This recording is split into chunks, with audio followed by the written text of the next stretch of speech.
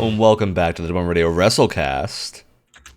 As always, I'm here with my two co-hosts, Brett Hello. and Ryan. Hello. We're here to talk about AEW Revolution. We had pay-per-view happened, which means we talk about it. Yes.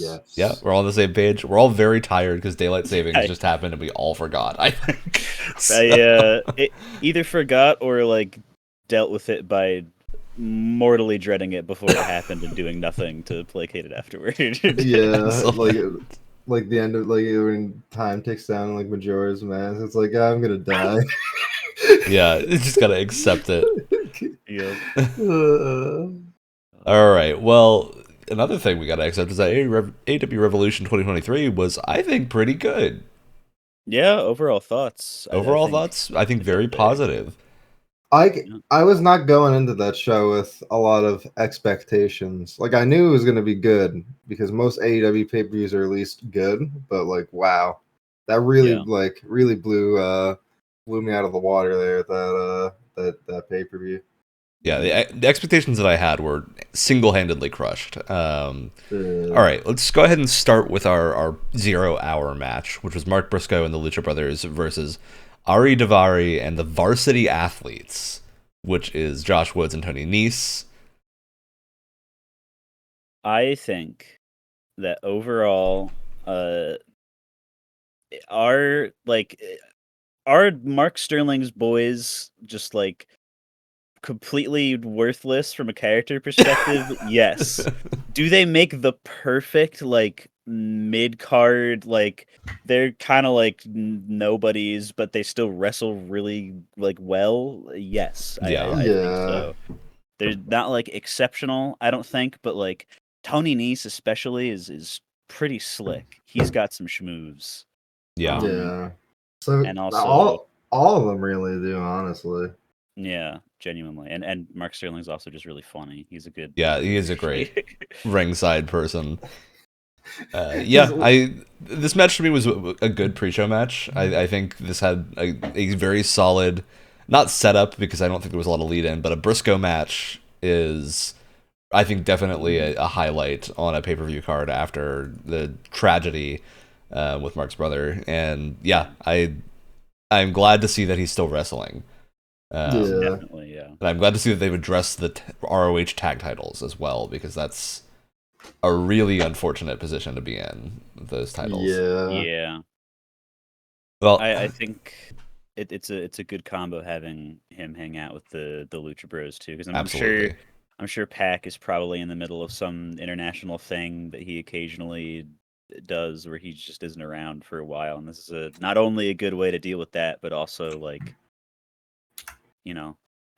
the Briscoes and Lucha Bros, I'm sure, have had many crazy fights in the past, and now to see them get them on the same side for once. Together.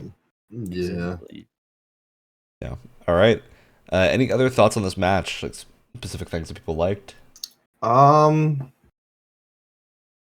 don't remember any spot or anything in particular. I don't remember anything too crazy from this, but I do remember being impressed by Tony Nese again before he vanishes into the ether for another time.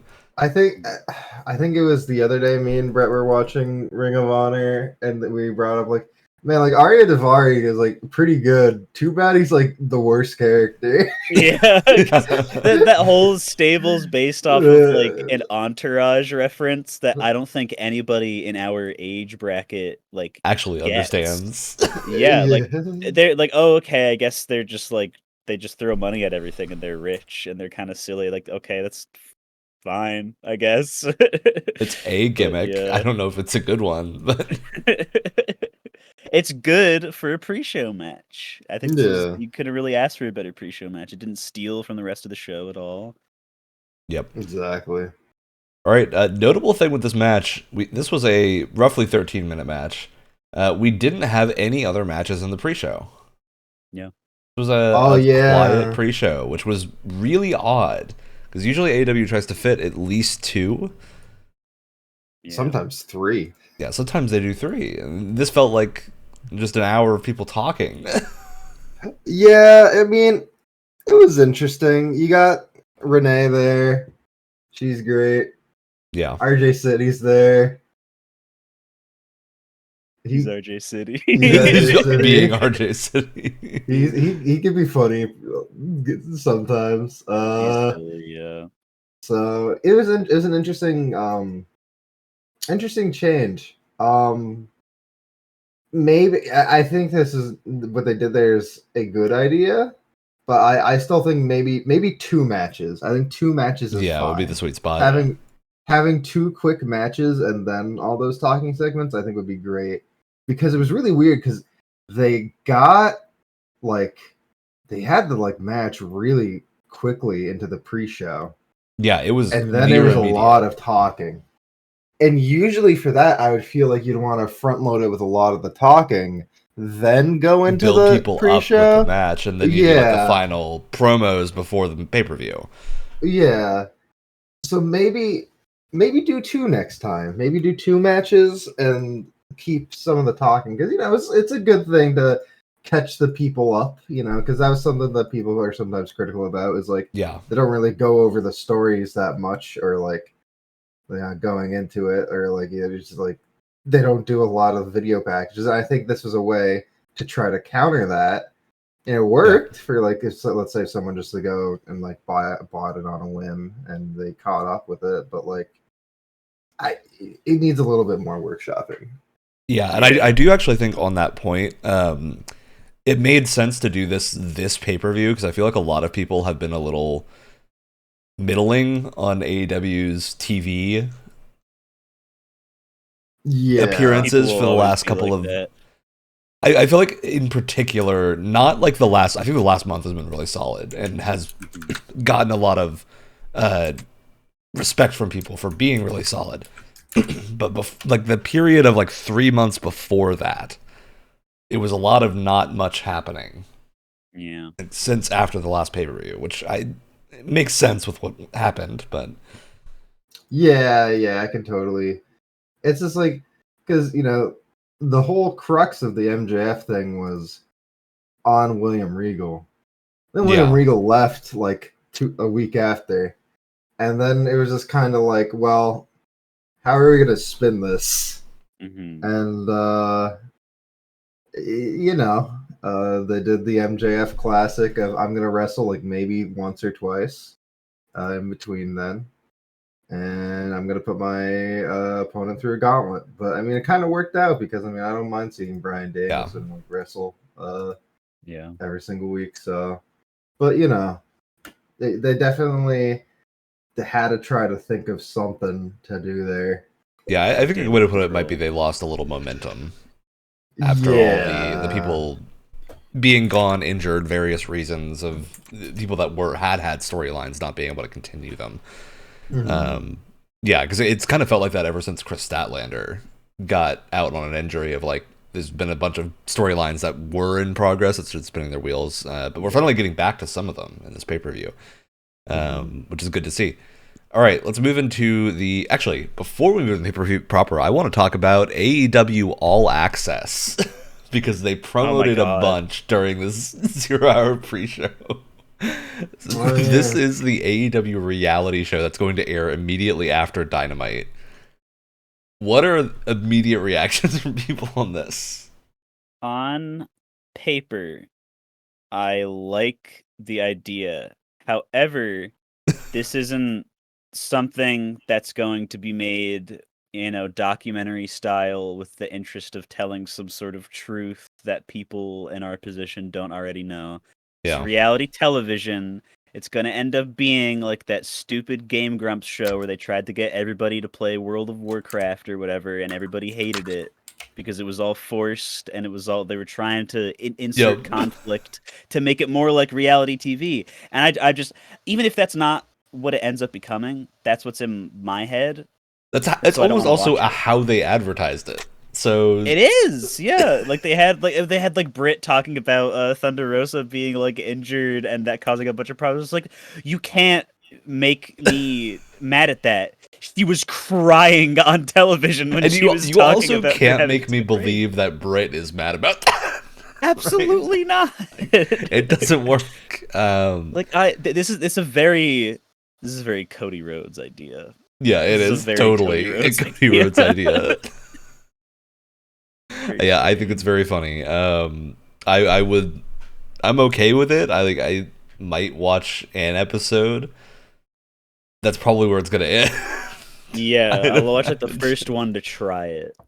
Yeah, it's a interesting idea. I think the way it's been advertised and the sound of it is not very aligned with AEW, I think, audiences. No. But I am curious. Maybe this will bring new people in. Maybe we'll get some reality drama people to watch wrestling. Do we 'Cause that's- want them? Well, so the interesting thing about this is on like if you take a look at everything, the only things that do beat AEW, like in terms of like who is watching it on that night, besides the NBA, because that's the NBA, Yeah. is sometimes they get like trounced by reality TV shows, like stuff that I've never heard of before. And maybe that's kind of what they're trying to thinking about doing, is to try to establish themselves in there, so then they can just kind of you know, not like siphon, I guess is what I'm trying to, or like get or establish an audience who'd be more into that, and then they watch the show. Because as you know, as weird as it may sound, a lot of current women's wrestlers really got into wrestling because of the Total Divas show that WWE Yeah. had, like starting like 10 years ago, which is interesting to think about. That it did work. It just doesn't seem like it would. Yeah, I'm super curious to know how this is going to turn out. I also think if that's the intent, the time slot is weird. Of it being right after, because it's right after the wrestling show, so it's not like people are going to be watching a reality show and then another reality show comes on. It's the people there are watching wrestling, Exactly, and then reality is going to come on. It's not like the same genre, so I'm a little bit nervous about. I think the show might have done better if it was in a different time slot after another reality show or something to try to keep people around rather than being after the main wrestling show. All right. Let's move to the pay-per-view proper. Talk about Ricky Starks and Chris Jericho. I think this has been a pretty interesting feud all around. Yeah. I think this is a strong opener, for sure. Definitely. Which I think AEW is generally good at, but this one in particular, I think, being kind of a grudge match was fun. I am curious. There was run-in here. We got a run-in from Sammy Guevara, who got torpedoed so hard.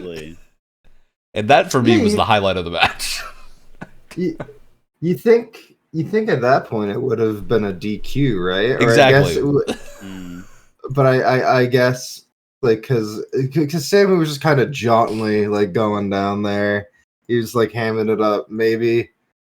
He wasn't there. He wasn't to the ring side, like, white line. You have to cross to get DQ'd. Yeah, maybe. But, I'm gonna be quite honest. That kind of, like, was, like, the biggest spot of the match, huh? Like, just, like, no, not that it was bad, but, you know, we've seen Ricky and Jericho go already.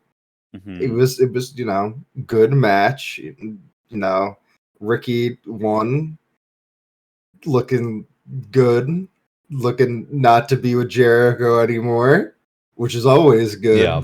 Because sometimes those feuds go on for way too long with him. Way too long is an understatement. But I mean, like, it was just kind of like a basic match, you know. Ricky got the tape on him, so heel is going to work where the tape is, and Ricky is going to show resiliency in the face of the veteran. Yeah. I think it was just a classic match, really. There wasn't a ton of mix-up here, but it was good for what we were expecting. Yeah, because they're both very grounded wrestlers in general. None of them is really like Jericho does the I'm going to go within 1 centimeter of breaking my neck and dying move that he does all the time. But like Ricky and Jericho are both kind of, you know, boots on the ground, shall we say? Yeah. Which is fine. Like, again, I don't like if this is a perfect starting match for a show like this, because you're not blowing your load immediately. Yeah. You're having a solid match that isn't like doing anything incredible, but like, you know, having Jericho come Yeah. out for the start of a pay-per-view is great, because even just his entrance music is enough to get people like super Excited. hyped up and like sing along and stuff. And like Ricky just has all the people behind him right now. So Yeah. same thing with him. Yeah. His stupid, silly little pose. Yeah, I don't know. The thing is that, you know, this felt like it could be the end of the feud. And I don't know if the Action Andretti stuff is a sub feud or considered to be the same part of the I feud. really hope it's not the same feud.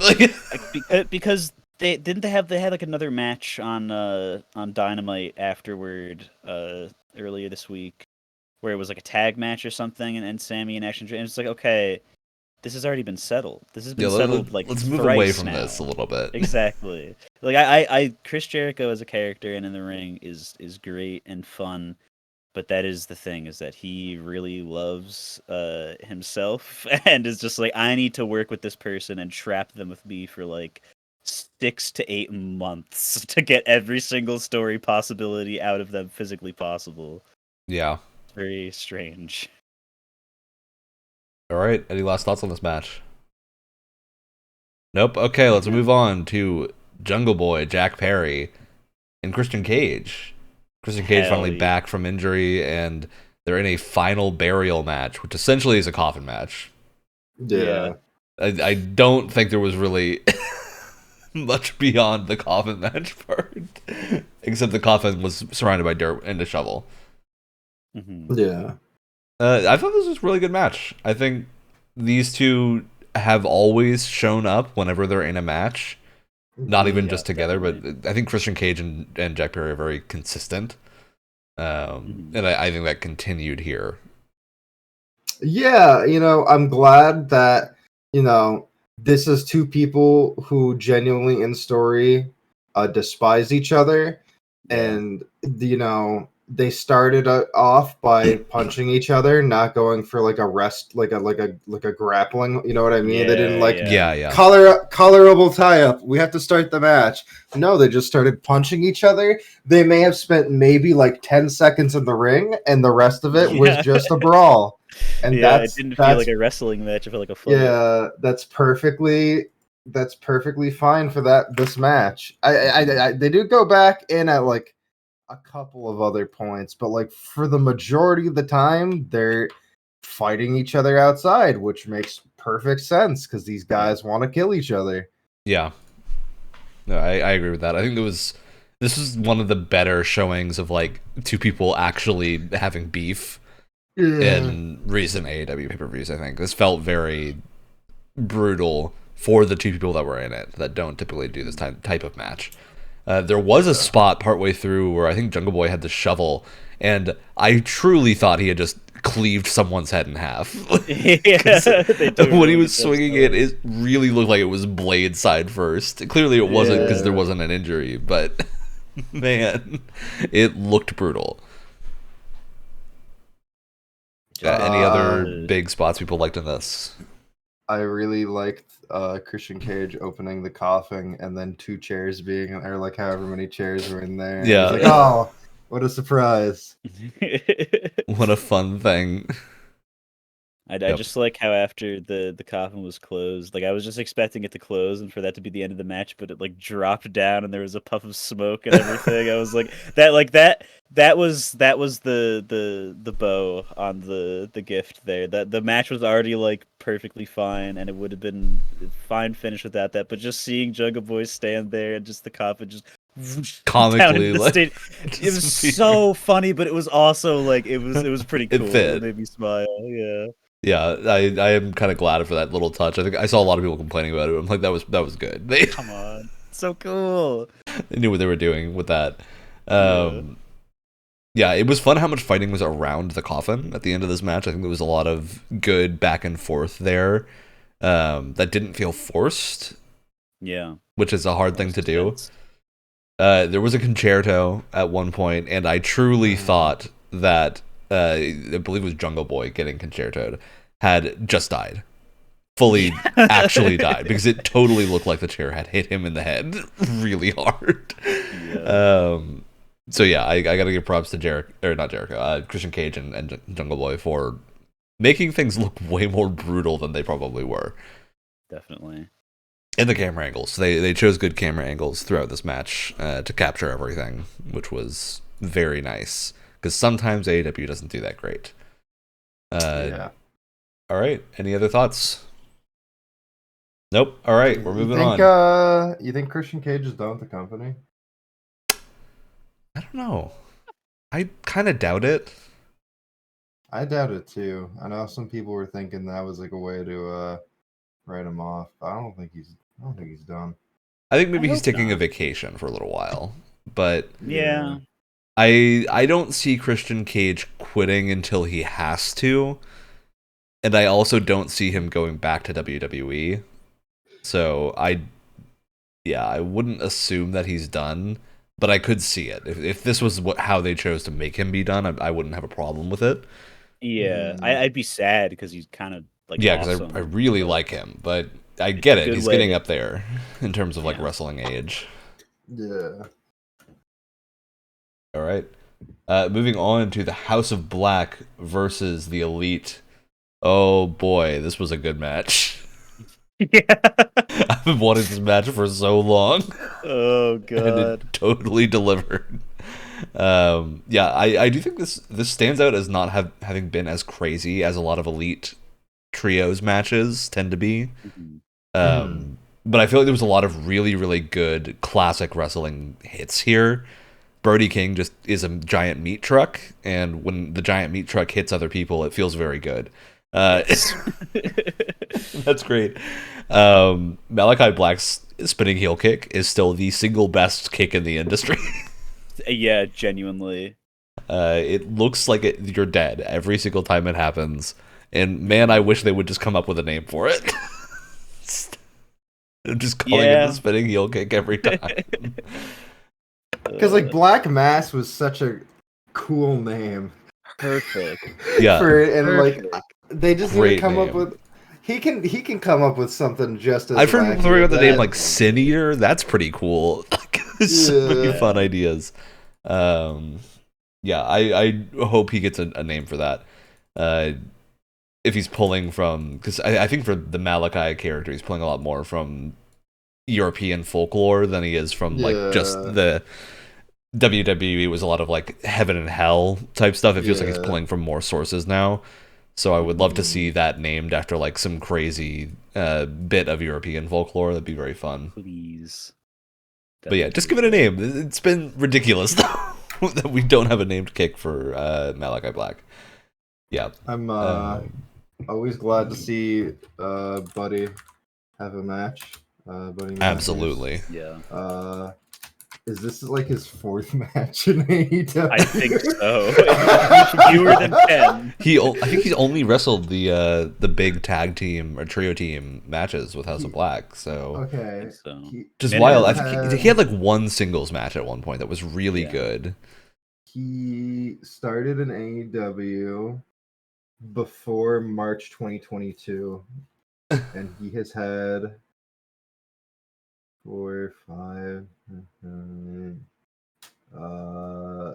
15 matches. Oh man. Okay, that's not I bad. think. But yeah, a counting lot But of for high profile matches, it definitely feels like a lot less. it is counting Elevation, yes. Oh, okay. I see. I see. Those All don't right. count. Yeah. So, but in terms of, he has only mainly done tags. He has had only a couple of singles matches. Who do you gun to your head? Name all three of them. You're not gonna get them. Oh, he didn't fight Darby, but Brody fought Darby. No, Yeah, yep, Brody- yep, that's one. That's Brody Did? was- Oh, yeah, okay. yeah. Buddy and Darby. Okay. It happened this year. Two more. It's the only one I can remember. I feel like there was one against the Lucha Brothers. Yeah, I'll give it to you. Pac. It was against Oh, Pac. There you go. There okay. you go. Last see. one. Yeah, I don't know what the last one is. No idea. Serpentico. It's Let's go. Serpentico. All right. How fun. Yeah, which is crazy because Buddy Matthews is insanely smooth in the ring. It's I think he's really one of good. the best like looking wrestlers they have. Because like I feel like they're more confident in going like, all right, we're gonna have Brody do like some matches just by himself, or we're gonna have Malachi just do some matches by himself. But you know, Buddy's really good. Would love to see more. Is But Yeah, anyway, I think Buddy's great. back to the match.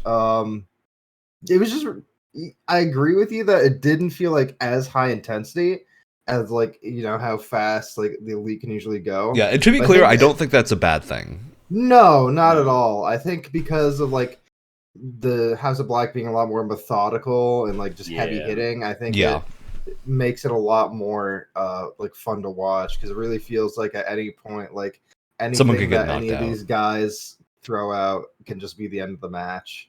Yeah. Some big spots happen here though. Julia Hart on the ring side. Very funny. Deceased. Gets disintegrated by the V trigger, and Kenny just shrugs it off. Yeah, and this like at this point the AEW V trigger is fully dead. It's gone. Yeah. We're back to the New Japan V trigger where it just looks like he just actually just rips his body in half, sending it out in one real life frame, and he uses it on Julia fucking Hart, and she just drops dead completely. Oh my god, like that was great because every time they do something like that where they push the lady in front of them as like a shield or whatever, it's like, oh, all right, investors, we get it. They're not going to hit the girl. We understand. But then they actually go through with it this time. We're 1% of the way closer to having actual intergender matches. Because when that happens, it's fun. It's cool. Yeah. Also, props to Julia Hart's look for this. Oh yeah, with the fingers. She looked straight out of a horror movie. It was great. Yeah. Yeah, I think the costuming for all of the House of Black was very, very on point for this. Malachi's like eye makeup was great. Yeah. Yeah. I think they had a very strong look here. Skull. Yep. All right. Any other big spots that people really liked? There was a series of super kicks at one point that was very elite, and then seeing House of Black not get taken out by it, but I think was the big like rally moment for them. Mm-hmm. Dude, them trying to do the Meltzer driver onto Malachi, and then Matthews interrupting Nick doing the springboard into a knee was vile. That was crazy. Yeah. It's also great to see Kenny attempt to lift Birdie King. Just try. Because for a moment it looked like it might happen, and then you're like, no, it's not gonna happen. That was a lot of fun. House of Black came away with this trios title though, so we have new trios champions, and hopefully this means we'll see more of all of them, but especially Buddy Matthews. Yes, I hope they're fighting champions. I hope for both sides. I hope that House of Black are fighting champions and they don't get looped into one singular angle for the entirety of their title reign. And I also hope that Kenny gets some single matches in. He's back. I would for love a to see a while, Malachi and Kenny singles match. That would be good. I just more like I don't care if there's a 0% chance of them winning because they have no stakes in New Japan. But Kenny has a title right now, and it is a singles title, and he could be defending it. I would like to see Buddy Matthews against Kenny Omega. I think that would be great because every time it's just them in the ring together. That's like they're stellar together. It's great. You know what? I would love to see Pac and Kenny go at it again. Please, man, it's been so long. The first time was great. The second time would also be great. Yeah. All right, moving on from this match to Jamie Hayter with Britt Baker versus Saraya with Ruby Soho. This was solid. I think good match. What hasn't been said yet about this pay-per-view, I think a reason that we all think it is very good, is that there wasn't. It didn't really feel like in the moment this was like, oh, this is the bathroom match. This is where the people will go to the bathroom. So there was beef for this women's match, which there was beef for this women's match. We often don't have. Yeah, seriously. For the whole like card, the reason there isn't that many matches on it is yes, one of them was going to be an hour no matter what, but also like there's just no fat on it. Just completely trim the fat off this pay-per-view, and there was no like completely useless drivel that was there to be like 5 minutes. And Jade won again. Time to go on to the next thing. Like this was a match, and even though it came after like a high intensity one, I know I've seen people say like I wish this was at a different spot because I had a hard time getting hyped up for it because it was after the trios match, which I understand. It is sandwiched directly in the middle, which is a tough spot to put it. It was really good. Yeah, with a wacky conclusion. They made a really big deal out of Ruby Soho. Which is fun. I'm excited to see where that goes. I think Saraya is looking really solid again. It felt like the first match she had was a little bit of a warm-up, but now I think she's into the groove and doing really well. Jamie Hayter, as always, is very impressive. And Britt Baker is Britt Baker. So she's there. Her gimmick's great. Jamie Hayter and Britt Baker won. And then Ruby Soho almost did a double turn and then didn't. And then like triple turn. Right back to the thing that people I think maybe least expected.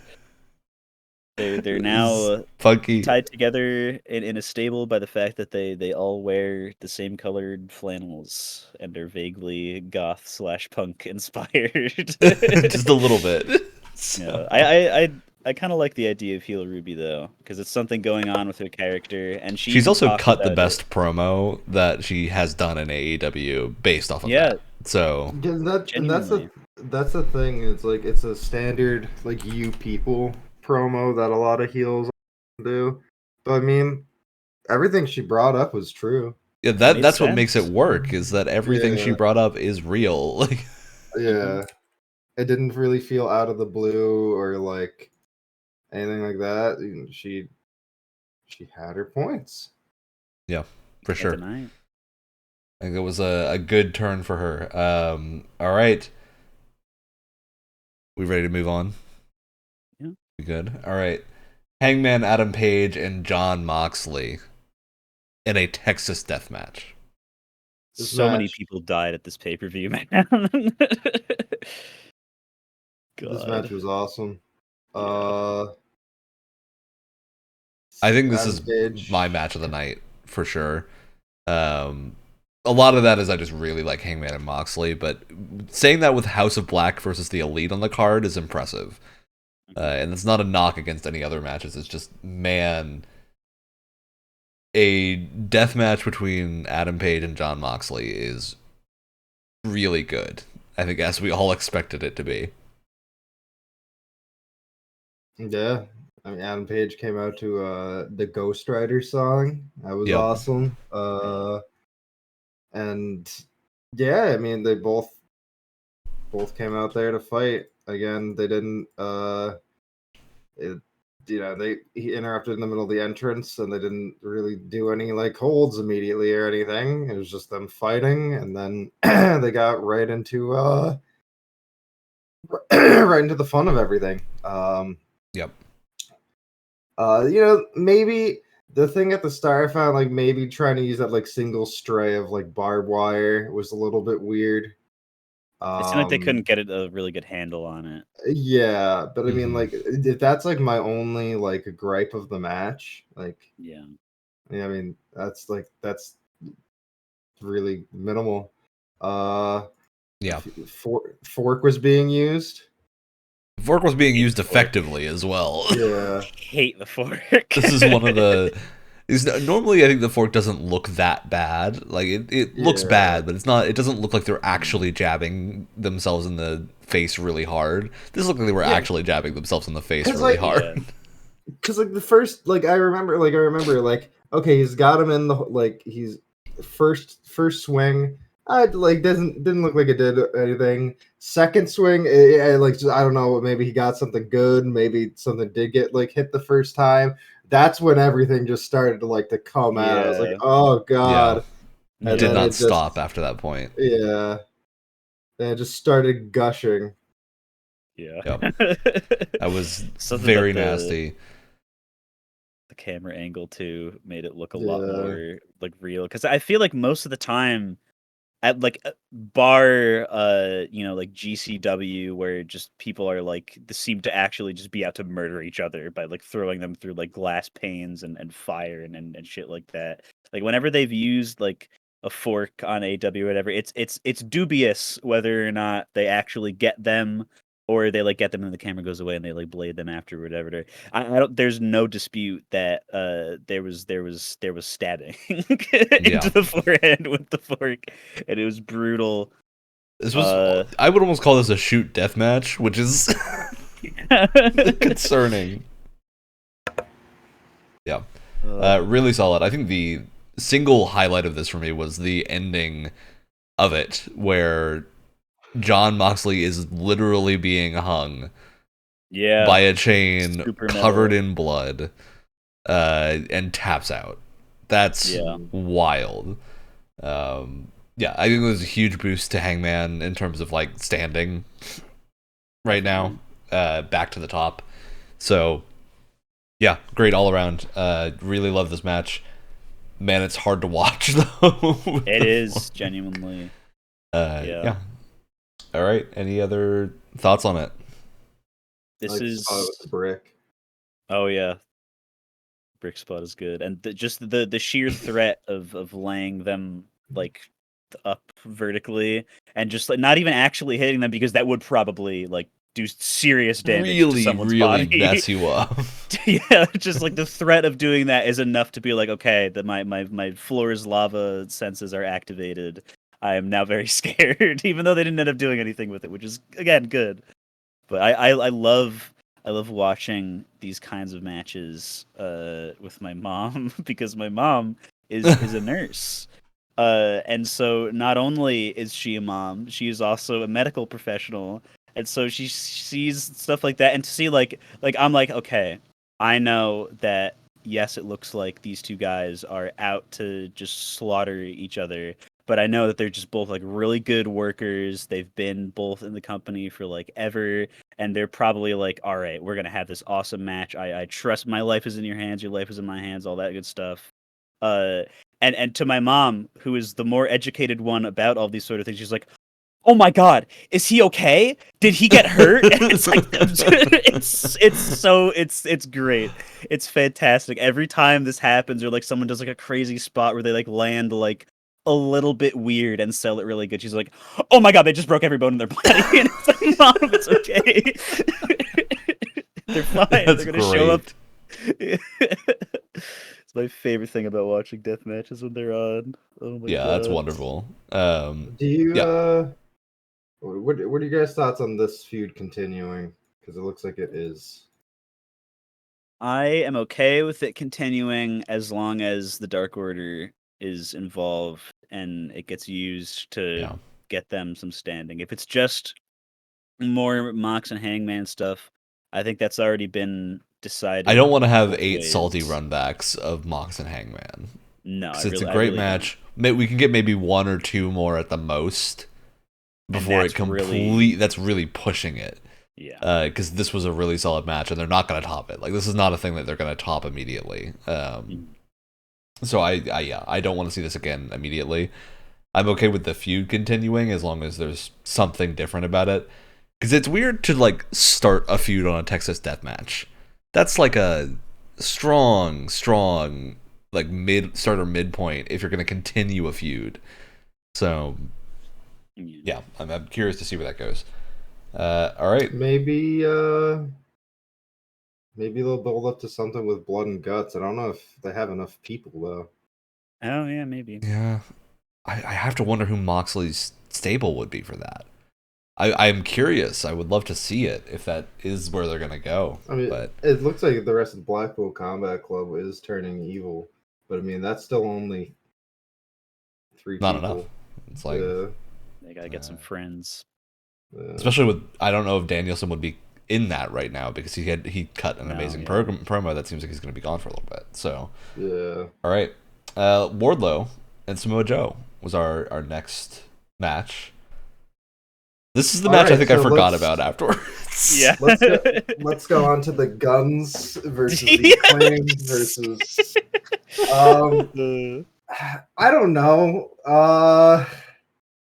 It was a match, and this is something because I am a big Samoa Joe fan. I love that guy. Yeah, I'm a huge fan of both of these wrestlers. Like they're both pretty good. Both very good. I don't know. This felt weird.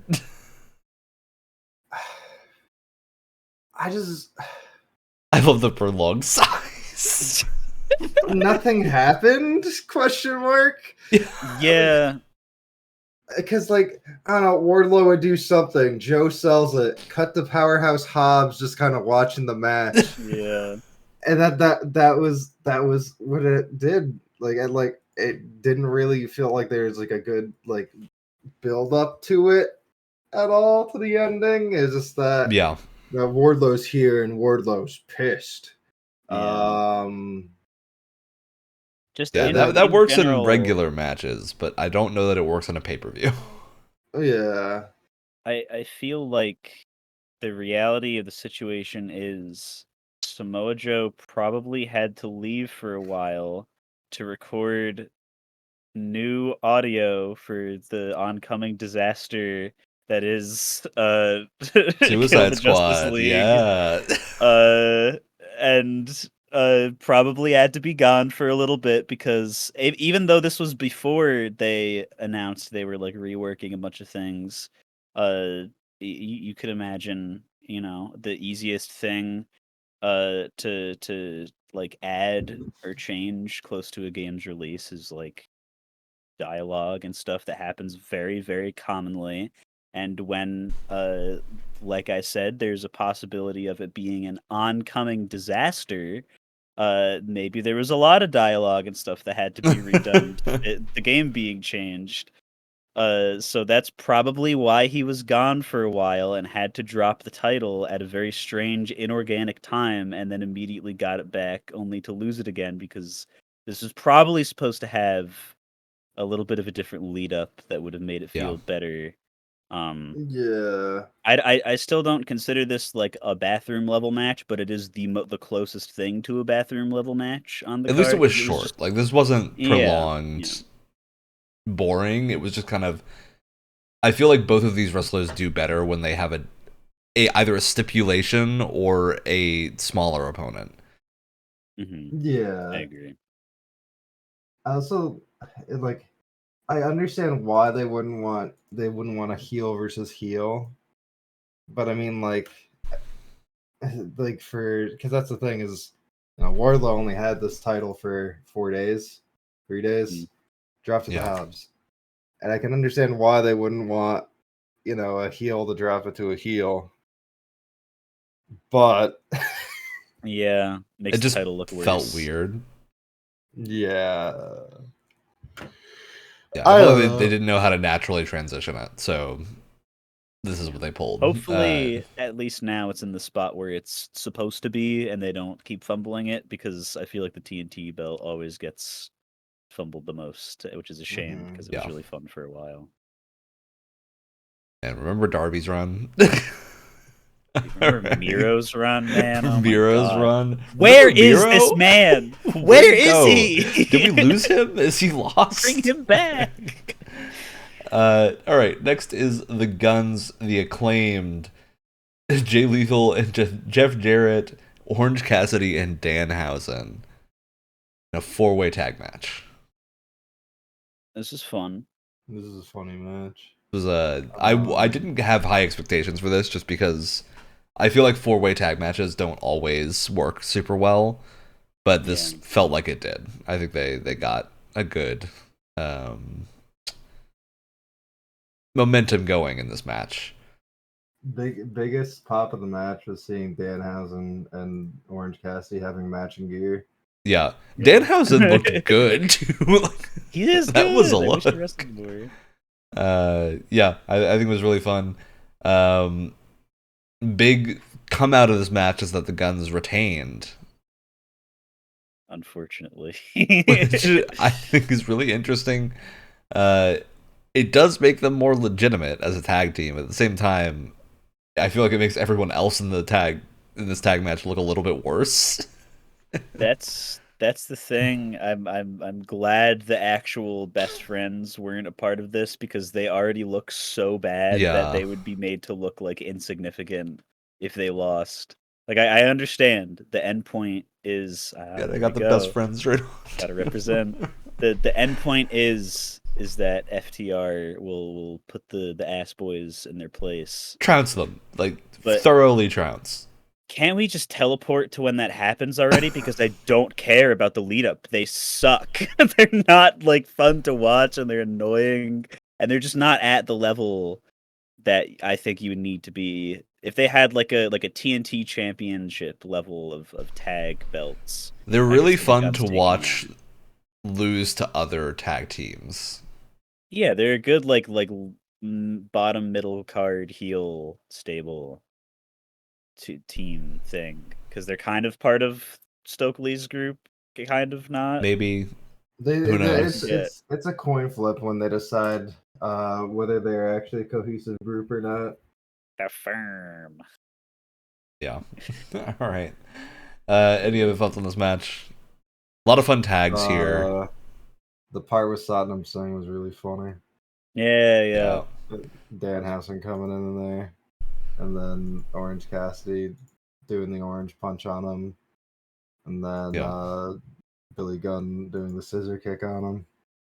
Do we feel like there was adequate payoff for Sanjay Dutt doing the whole "I have a different suit" thing in 0 Hour?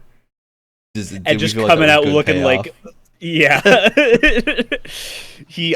Dude, I don't know what kind of drip that was, but my man was dripping. It was something. That was incredible. All right, good. Glad to know the Sanjay Dutt suit comments paid off, and that he had 2 suits ready to go for this. It's really fun. Really fun. All right, let's talk about the big boy, the 60-minute Iron Man match between MJF and Bryan Danielson. That's a stacked thing to say. Like, even saying that out loud, I feel the weight of what has happened. Yeah, this match was incredible. MJF came out to a really poorly mixed orchestra arrangement. Wish they were louder. Poorly mixed. Because they sounded really cool when it was just them, and then the rest of his theme came on. And they were kind of quiet. And then you just couldn't hear them at all. Yeah, better than certain other AEW live entrances, but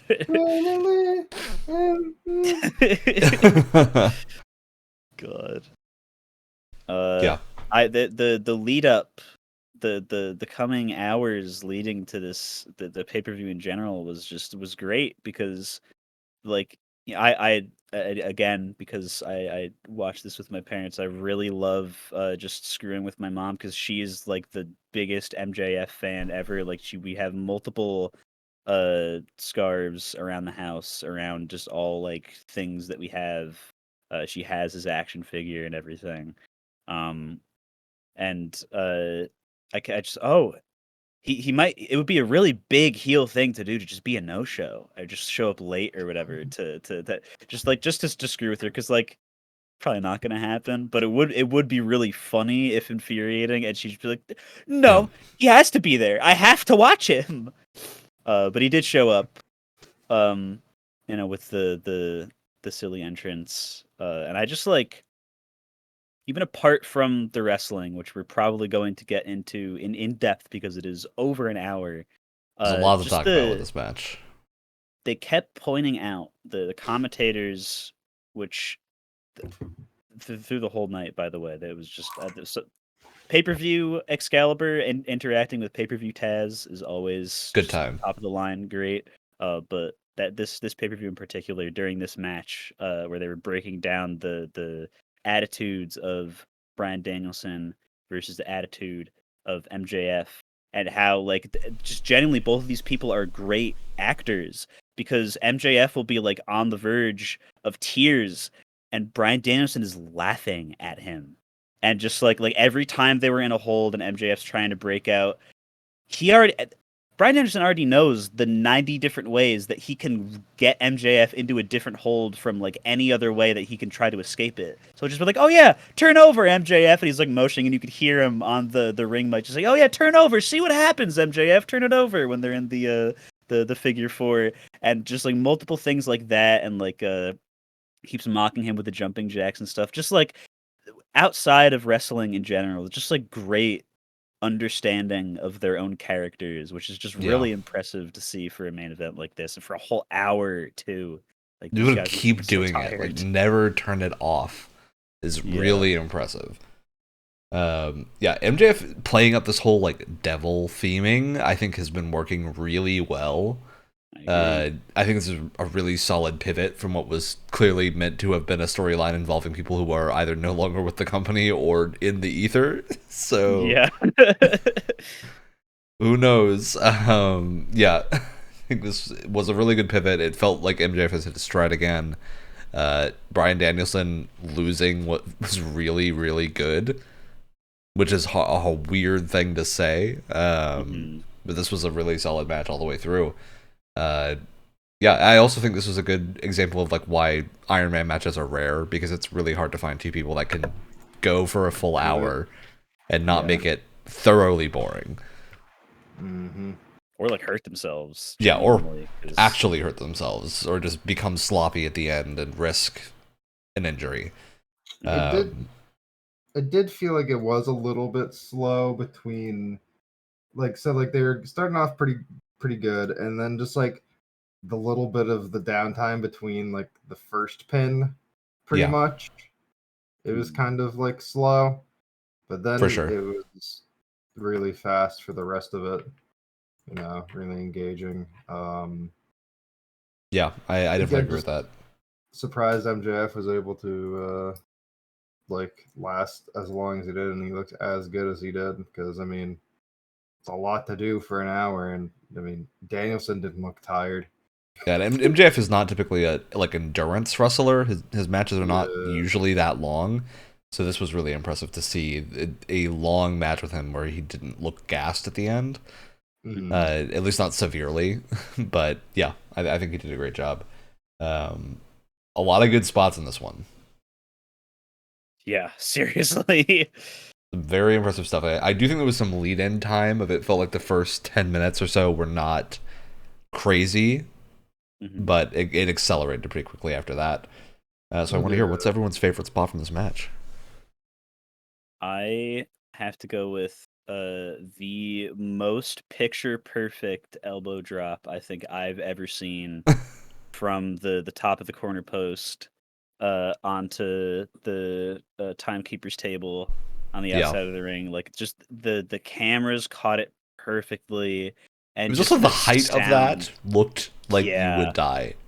And it's not like sometimes because it's probably extremely difficult to line your body up to hit somebody perfectly like that, and like half the time, like, oh, the table doesn't break, or like they just like roll off, so only half breaks or whatever.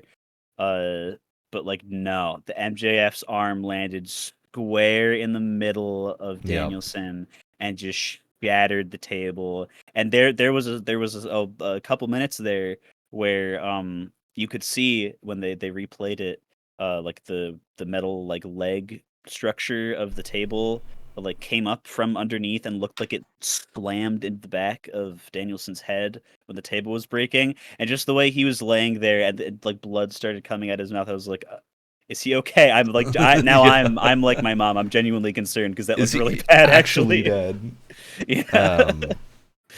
Yeah, I think that was really good. I think for me, it had to be the flurry of pins in the middle, followed by them just slaying down for like a full minute and a half. Yeah. After all the spots in the middle were crazy. I think that's one of the few bits where I was like fully okay with him just like not doing anything for like a full minute. It was a lot. Yeah, it was fun.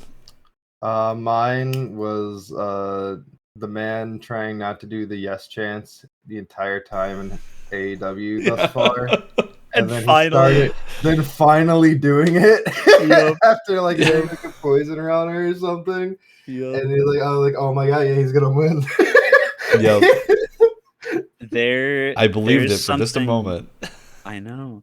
We had something similar like this a couple pay-per-views in the past, but there is something magical about like after like this might have been even after the hour officially ended and they were going into sudden death. Or it might have been like at the like something over like the 50-minute mark where like people have been quiet for a little bit. But like just the camera was panning over and like things were starting to get like really crazy again, and just to see like over 50 minutes into a single match the audience still get up and just a sea of Yeah. people all going as like that is crazy. Like It was what a great way to was this- re-energize a crowd. Yeah, because was this like slow at points? It probably had to be for the wrestler's sake, but yes.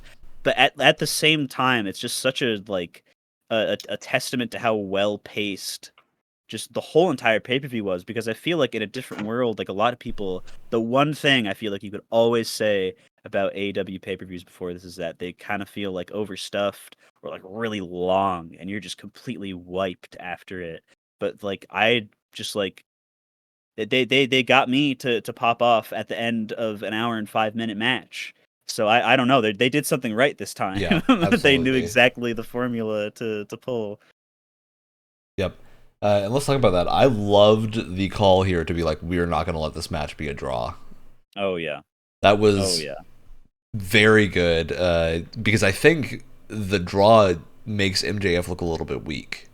He didn't actually beat Danielson, which it could be a good thing for if you're going to run it back. But I think cementing MJF's reign as like this larger than life villain, doing an extra 5 minutes where he fully wins was a really good call.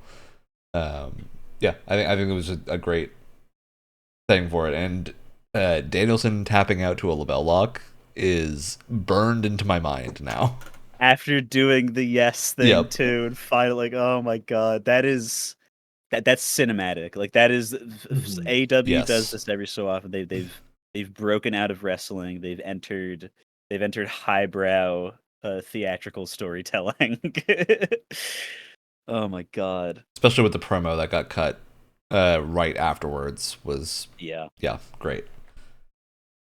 All right, other spots that we want to call out in this match. When it looked like it was going to be a tie, I wasn't even like mad. I was like, wow, that was a great match, like great wrestling. I can, something can come from this. I'm not even mad. It's weird because Danielson also brought Hangman to a tie in a Iron Man match or whatever. So I'd like it's weird that they're doing something back. But I fully believed it when they were like that. I didn't think that they were going to run it back, but they had me. And my dad, they had my dad too, because he was sitting next to me and he was like, "Hey, this is terrible, this is bullshit. This is the worst ending to any pay per view ever." Like he was like genuinely mad. He was getting ready to like turn it off because it was late. He's a working man. It's a Sunday night. He's tired. And then the way that Tony Schiavone is like, oh, really? Oh yeah. Oh, tell me more, Tony Khan. I'm going down there, boys. I'll be right. Just the way my man just jolly like trots all the way down, and oh my god, the way they said it too, it wasn't like, oh, we're going into sudden death now. Tony Khan will not allow this match to end without a winner. Like that's metal as hell. That's awesome. And MJF's face of just being like, I was just, they were giving me oxygen. I was like on the brink of death, and now I have to fight again. Are you serious? I'm covered in blood. And Brad Danielson gets up and he's just doing more jumping jacks. And like the facade of him being like hurt and sweaty just goes away. And he looks like he could wrestle for another fucking hour if he wanted to. It's insane. That guy's not human. He is full on vegan. He has relinquished all semblance of humanity. He has become the vegan. Yeah.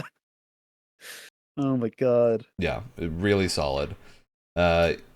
Yeah, I have nothing negative to say about this match. Very little negative to say about the whole pay-per-view. So I think overall, super solid. Overall thoughts from from you guys. What do you think? I mean, yeah, 3 of these matches on the show were like absolutely incredible, and yeah, I mean, I don't think it was top. Like there was one match I really didn't like, but besides that, it was great. Yeah. Yeah. All right. They keep one up in themselves. Yep. I think this is definitely a good lead in to whatever comes next. It feels like they hit their stride again, and hopefully we'll keep going. So yeah, I am excited to see where these storylines end, and what else gets brought up in the meantime. But as for that, I think we're done. We did it. Hooray! All right, well, that's the end of the Wrestlecast. As always, the regular podcast is Tuesdays at 7 p.m. Eastern Time on the podcast platform of your choice. Talk about video games on that one. Not wrestling. Talk about video games later tonight. It's recorded later tonight. Watch us gush about Hi-Fi Rush. Yeah, and try not to talk about that for the whole time period.